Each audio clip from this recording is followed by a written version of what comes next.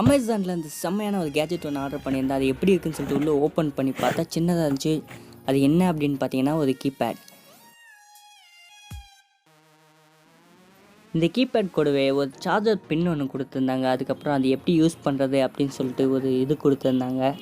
அதுக்கப்புறம் உள்ளே ஓப்பன் பண்ணி பார்த்தீங்கன்னா ஒரு பேட்ரியும் அப்புறம் ஒரு யூஎஸ்பி பின்னு மாதிரி ஒன்று இருந்துச்சு.